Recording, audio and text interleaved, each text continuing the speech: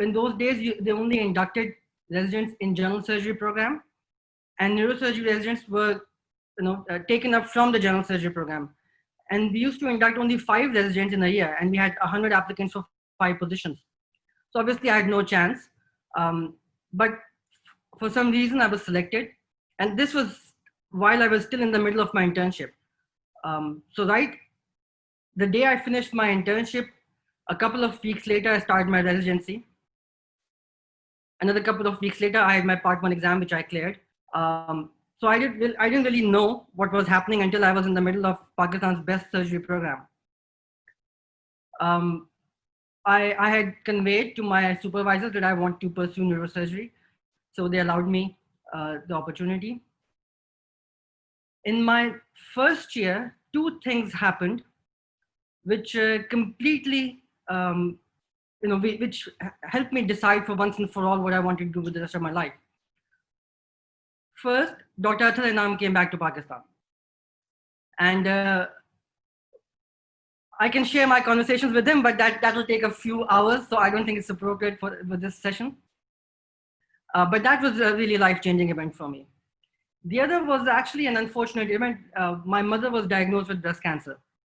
So any plans whatsoever I had of seeking positions abroad, I didn't even consider it. And my mother was treated at AKU, and she passed away a few years later. But by then, I knew that this was the place I wanted to get trained, and this was the place I wanted to work. I already knew what I had to do, where I had to live and all that. I finished my training in 2009. By the way, I met these 2 fine gentlemen during my training. Dr. Arshad was my first chief resident. I still get nightmares from thinking about his rounds. And Dr. Zubair and I, we were brothers in training together. We still are. Kyun, Zubair? So I finished my training. I was offered a faculty position in AKU, but I hadn't worked abroad apart from a 3-month fellowship that I was awarded by the AANS. So AANS still awards a 3-month fellowship to a trainee from anywhere in the world. And by virtue of that, the trainee has an opportunity to stay in US for 3 months, all at their expense, at the center of his choice, and then attend the AANS meeting. And they make a big deal out of it. They treat you as like celebrity. They introduce you to all the people and all. So I did that. And then I applied for a fellowship position at London. And again, I had no intention of doing my fellowship anywhere else. I wanted to do fellowship at Queen Square, which is a very historical place for neurosurgery. That's where Victor Hoste used to work. Way back, that's which actually Victor Hoste set up. So I wanted to work at Queen Square. So I went there, I spent a year, and then I came back to my faculty position at AKU. And since then, I've been at AKU. In the process, I cleared my MRCS exam, my MCPS exam, my FCPS, European board, and then FRCS exams. Over the years, I've stayed at AKU. I'm now a service line chief for Mind Brain. I'm the director for the internship program, a director for the Dean's Clinical Research Fellowship program, and the director for Pakistan's first post-FCPS fellowship program in surgical neuro-oncology. This has been my journey, really. So if you ask me, did I plan it? No. I would say I was lucky that things sort of happened the way I wanted them to happen, or things happened and I really liked the way they happened, and so here I am. कितने 5 minutes हुए अभी सिर्फ? That's the best I could do. Nice, sir. That was very nice. And we have a few questions from our participants specifically for you, and we would appreciate if you answered them. By the way, a correction in my introduction. I only did 1 fellowship in UK. Achha, okay, I apologize, sir. Not 2, just you did 1 fellowship. Yeah. Okay, sir. We'll make that correction. We apologize. We have a few questions for you. The first one being, yes. Could you please talk about the unique features of AKU's postgraduate medical education neurosurgery program and how it competes at the national and international level? Okay. So the strength of any program relies on a couple of things. One is, of course, the surgical volume. For surgical training, it's essential. The other is the kind of mentors that you have available. You can have the best, the highest volume center in the world, but if you don't have the right mentors, it wouldn't help. And finally, is the people around you. So the people that you're getting trained with, your colleagues, the residents, the interns, the medical students, because what we may not realize it, but all of them help to elevate the standards of a program, even the medical students. So again, you may not realize it, but a lot of residents would work hard on their patients because they wouldn't want to get embarrassed in front of the students, right? So all of them help to make a program truly great. And I can say this with all certainty that AKU's neurosurgery program was the best when I've trained there and still the best program in the country. Unique features, well, there's a lot of emphasis on principles of surgery. So, you know, Dr. Athar still says it, but he used to say it a lot more, that he can teach a monkey how to operate. I guess at some point he proved that, so he stopped saying that. So anybody can learn how to operate, but you need people around you who will tell you the principles of surgeries, when not to operate, you know, as they speak. The other thing unique about our program is that there's a lot of emphasis on research. So even not just doing research, but questioning everything you do, making sure that whatever practices we are following are evidence-based. I have a very interesting incident that happened last week. And you know, you hear about, have you read Malcolm Gladwell? So he talks about the commercial pilots and the high rates of accidents that some commercial pilots used to have in Korea. And then they were investigated and they found that there was a communication gap because the Korean culture is such that you can't question your seniors. So they were not, the first pilot, the co-pilot wasn't questioning the senior pilot and crashes were happening. So they taught them how to question.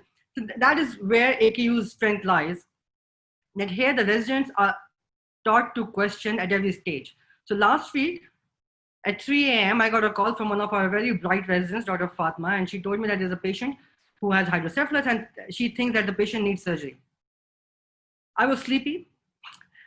I saw the scans. I thought that there was no hydrocephalus. I told Fatma, scan for hydrocephalus nahi hai. I don't think he needs surgery. I went back to sleep. She called me again at 5 o'clock and she said, Dr. Shahzad, मैंने आपको 2 scans भेजे हैं. एक पुराना है, आपने शायद वो देखा है. Look at the recent scans, the patient needs surgery. मैंने फिर से देखा, I wasn't convinced. I told Fatma, I don't think so. She called me again half an hour later, obviously thinking to herself, what a lazy bum that she has to convince to get him to operate. Anyways, so she called me again and half an hour later and she said, Dr. Shahzad, patient का GCS low हुआ है. I'm convinced the patient needs surgery. अब दोबारा scan देखें. By that time I was awake. I saw the scan and surely she was right. We took the patient to the OR. We operated. The patient is fine now. It's been a week and she's already planned to go home. She's no deficit, alhamdulillah. But the fact that Fatma had no hesitations in telling her consultant that he was wrong and she was right saved the patient's life. And that culture at AKU, I think that's very unique. If you look at the rest of the programs in the country where residents are not allowed to speak up, residents are not allowed to ask why, to question treatment, to question management. And we don't think that is right at any stage of your career, even as a medical student or as a consultant, as a professor. You should be open to suggestions, you should be open to learning, and that is really encouraged at AKU. What else? Well, the timings. So unlike a lot of other programs where work is finished at 2 o'clock, we at AKU keep our residents here until 6. The 1-4 call rota ensures that they spend more time with their patients. So for the same 4 years that they spend in doing neurosurgery here compared to any other residents who's doing neurosurgery in any other center in Pakistan, they're spending 3 times the time in the hospital. So they get a lot more patient interaction, they get a lot more hands-on, they get to interact a lot more with the attendings. And I think that all counts. एक saying है जो मैं बड़े शौक से repeat करता हूँ कि if you don't sweat in training, you either sweat in training or you bleed in battle. So if you don't give 110% in your training, you have to compensate for that at some stage in your career. So we push our residents to their limits and beyond their limits at times. And I think that helps bring the best out of them. So that in my mind is our strength. Thank you, Dr. Shahzad. That was a very nice reply. We have another question for you, and I think you did cover this to some extent in your talk, but could you please elaborate a little bit more on the steps to becoming a neurosurgeon after completing medical school? So, what stages does a graduate go through, starting from, after ending medical school, going through internship, and then all the way to becoming a consultant neurosurgeon? So the program, the format that we're following now, and this is nationalized, so it comes, the medical school format is made by the PMDC, the postgrad format is made by the CPSP, which is our college, just like the Royal College in the UK, we have the College of Physicians and Surgeons of Pakistan. तो जब आप 5 साल medical school खत्म करते हैं, उसके बाद there's a mandatory 1 year of internship that you can do in any hospital which is recognized by PMDC. And at the end of that internship, you're eligible to appear for your FCPS Part 1, which is an entrance exam. इसमें जो test होती है वो basic final year की knowledge होती है. And you can apply for that exam during your internship, but you can't take that exam unless you finish your internship. Part 1 pass होने के बाद you get eligible to apply to residency positions around the country. Punjab में system centralized है, तो वहाँ पे merit के हिसाब से शायद होता है. बाकी hospitals में ऐसा नहीं है. हम लोग आगा खान में we interview everybody who applies, and we typically have 40 applicants for one position. Once you फिर आपकी रेजिडेंसी हो जाती है तो फिर आप ट्रेनिंग शुरू करते हैं अपनी. अभी ऐसा है कि you have to do first 2 years of general surgery training, but that's going to be changed, तो उसको हम modify कर दें. But in any case you have a basic training जिसमें principles of surgery होते हैं, and then 2 years later आपकी formal neurosurgery specialization शुरू होती है, जो कि CPSP की requirement है 3 years, हम लोग आगा खान में 4 साल कराते हैं. ठीक है. So सब मिला के CPSP के requirement के हिसाब से in 5 years you finish your training and you're eligible to take your exit exam, which is the FCPS Part 2. अच्छा, इस 5 साल में आपकी training बहुत ही closely monitored होती है. You have a logbook that you have to fill every week, which has to be co-signed by your supervisor. You have a list of procedures and list of things that you must do every year, which is also checked. There's a research component to it which you have to fulfill. उसकी अपनी requirements हैं काफ़ी rigorous, वो आपको करनी होती हैं. आप जिस rotation पे भी जाते हैं उसकी अपनी requirements हैं जो आपको fulfill करनी होती हैं.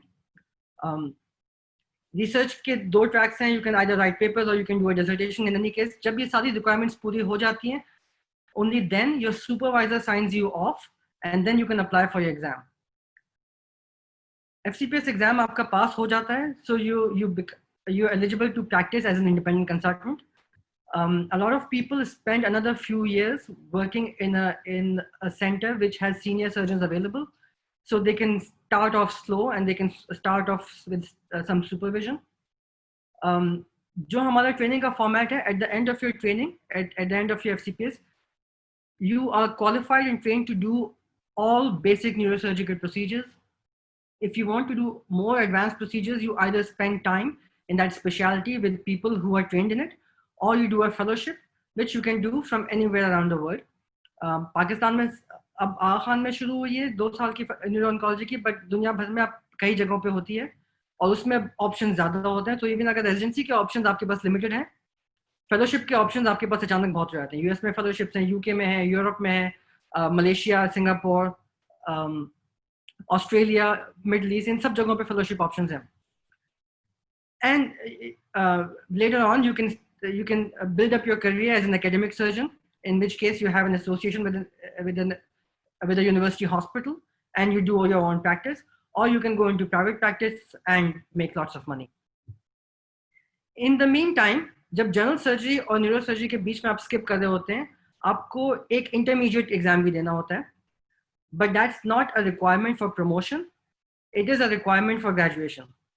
और वो it's a simple exam based on principles of surgery.